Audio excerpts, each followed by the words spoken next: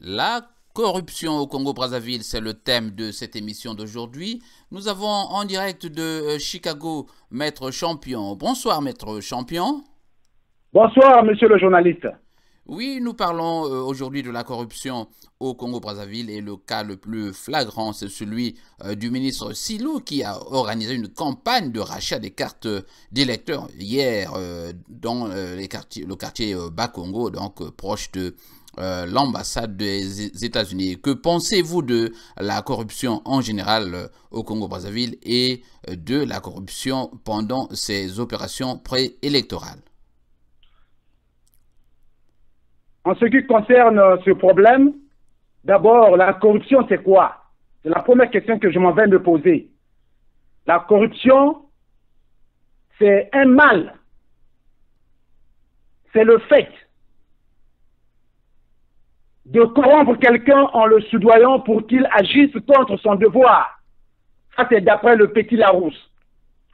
Donc, en ce qui nous concerne au Congo, la corruption contribue à la régression du développement d'un pays. Le problème qui est là, c'est de savoir comment lutter contre cette corruption-là.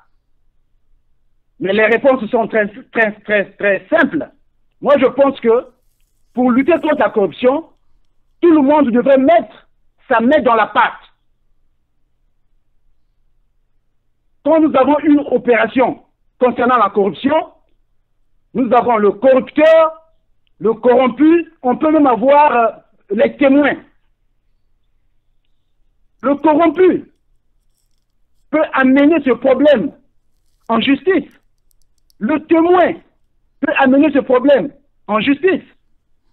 Et quand nous avons les coupables, je pense bien que la justice peut faire son travail en alourdissant les charges des coupables. Moi, je pense que c'est de cette façon qu'on peut qu'on peut contribuer à la diminution de la corruption au niveau du Congo-Brazzaville pendant les élections préélectorales. Parce que cela contribue vraiment, comme je l'ai dit auparavant, à la régression du développement d'un pays. Donc, voilà ce que j'avais à dire en ce qui concerne la corruption pendant la période préélectorale, d'une manière générale et en particulier au Congo-Brazzaville.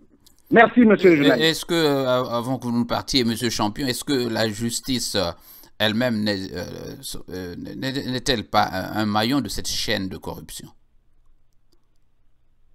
Pardon, je ne vous ai pas saisi, monsieur le journaliste. Est-ce que la justice qui devait trancher n'est-elle pas au Congo un maillon de cette chaîne de corruption? Moi, je dirais ceci, que dans un domaine donné, il y a les bons et les mauvais. Donc, moi, je fais allusion aux bons, les juges qui sont en train de faire leur travail correctement. Donc, je fais allusion à ceux-là. Et à ceux-là de faire le bon travail pour le Congo. Donc, tout le monde n'est pas mauvais au Congo. Il y a les bons, il y a les mauvais. Mais moi, quand je parle du positif, je fais allusion aux bons. Les gens qui ont étudié le droit, qui appliquent le droit et qui font leur travail normalement. Merci. Merci, Maître Champion. C'était donc Maître Champion depuis Chicago. La parole à la communauté se poursuit avec cette Radio Congo Live en Chicago, la radio de la communauté. Nous avons depuis Paris Monsieur Victor qui va intervenir sur la question de la corruption au Congo-Brazzaville. Et le cas le plus flagrant hier, c'était celui du ministre Silou qui a organisé un rachat massif de cartes d'électeurs à Brazzaville. Alors, monsieur Victor, bonjour. Que pensez-vous du phénomène de la corruption en général au Congo-Brazzaville et celui de la corruption pendant cette campagne préélectorale? Monsieur, je vous remercie de m'avoir accordé la parole. Je suis très ému même. Depuis quelque temps, sincèrement, moi, je ne sais pas de cette critique sur la toile. Et ce que je vois ces derniers temps, je suis sidéré. Je ne peux comprendre un monsieur qui nous promet de gagner par penalty et qui commence à acheter une voix. Je n'ai jamais vu. De tous les présidents qui sont passés au Congo, aucun n'a se comporté comme ce monsieur. Il y a un au niveau de la télé. Il n'y a que lui qui passe. Il a détourné tous des billets publics pour sa campagne, pendant qu'en face, les pauvres ont des moyens rudimentaires, si je peux dire. C'est honteux, c'est ahurissant de voir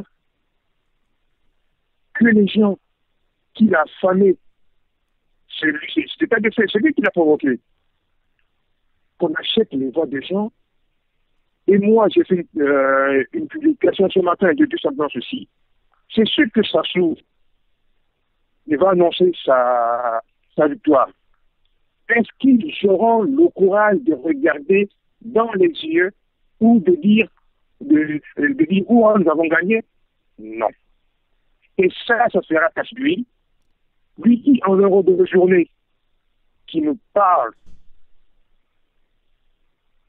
que de la paix. Mais qui achète les armes?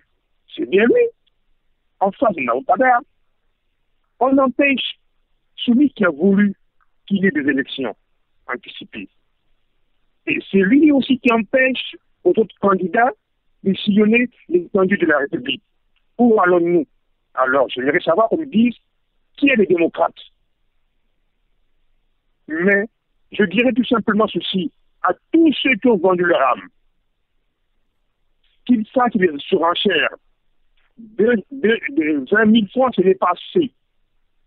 Parce qu'ils vont vous donner 20 000 francs en moins de temps, déjà même avant la fin des élections, ils auront tout bouffé. Et pendant ce temps, ceux à qui vous avez vendu vos voix, eh bien, ceux-là, pendant 5 ans, ils vont s'enrichir, ils vont acheter des armes pour venir vous massacrer. Alors, peuple congolais, soyez debout. Ce que nous vivons en ce moment, c'est ce qui est dit. On n'accepte pas la conscience.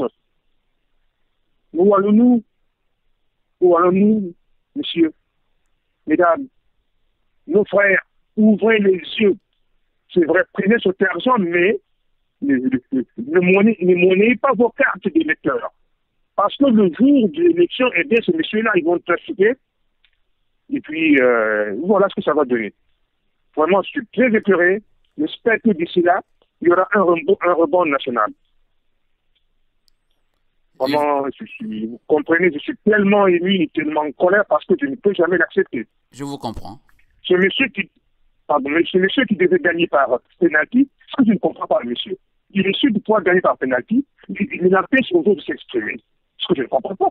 S'il est sûr de lui, pourquoi avoir acheté les voix, les consciences des gens? Il n'est pas sûr de gagner. Et puis le pénalty, moi je me fais rire. Il n'a jamais vu un dangereux qui a monté le pénalty. Et nous n'avons jamais vu, monsieur, depuis que le Congo est le Congo, depuis que le Congo a eu l'indépendance, on n'a jamais vu un chef d'État bourré sur la gueule. On a maintenant un Boris MC au Congo. Il faut que le Congolais le sache. Ils sont dirigés par un soulard. Hein? Voilà, monsieur. Eh bien, merci. C'était Victor depuis Paris. Victor, merci d'avoir accepté notre invitation et à la prochaine. Oui, je vous remercie, monsieur. Merci de nous avoir accordé cette parole parce que vous êtes avec nous, parce que vous comprenez ce qui se passe au Congo. Vraiment, une fois de plus, je vous suis reconnaissant. La parole à la communauté. Nous avons le prochain auditeur depuis la France, monsieur Roland Nitou. Monsieur Roland Nitou, bonsoir. Oui, bonsoir. Bonsoir. Voilà, la question d'aujourd'hui porte sur la corruption au Congo-Brazzaville, la corruption en général au Congo-Brazzaville. Et le cas le plus flagrant, c'est celui d'hier avec le ministre Silou qui a organisé, dirait-on, tout un marché de rachat des cartes d'électeurs. Qu'en dites-vous? C'est tellement triste. Déjà, je salue la population congolaise. Je demande courage au peuple congolais d'être courageux. Ce que nous vivons, c'est vraiment triste. Nulle part au monde, cela s'est déjà déroulé. Donc, voir M. Silou, qui n'est autre que, disons, la face cachée de M. Sassou Nguesso, hein, pouvoir utiliser le peuple de cette façon, organiser une fraude, ce qui n'a jamais existé dans le monde. Donc des cartes d'électeurs, des cartes d'identité qui étaient livrées, on récompense, on donnait de l'argent aussi à ces personnes-là, c'est vraiment triste. C'est gênant pour notre cher beau pays qui est le Congo-Brazzaville. Mais c'est la méthode du pouvoir. C'est la méthode de M. Sassou Nguesso et son système. Ça peut être comme ça. Moi, je suis le président de l'association amicale des individus 242. On a été victime de ce genre de choses. Donc, M. Hugues Golondini, qui est arrivé sur la place de Paris pour nous diviser notre association. Et voilà ceux qui étaient partis prendre de l'argent de M. Sassou Nguesso via Hugues Golondini ont été radiés, bannis de l'association amicale des indignés. Donc, ces prêtres-là, qui font le travail sur la place de Paris de M. Sassou Nguesso, c'est les mêmes méthodes de Brazzaville à Paris.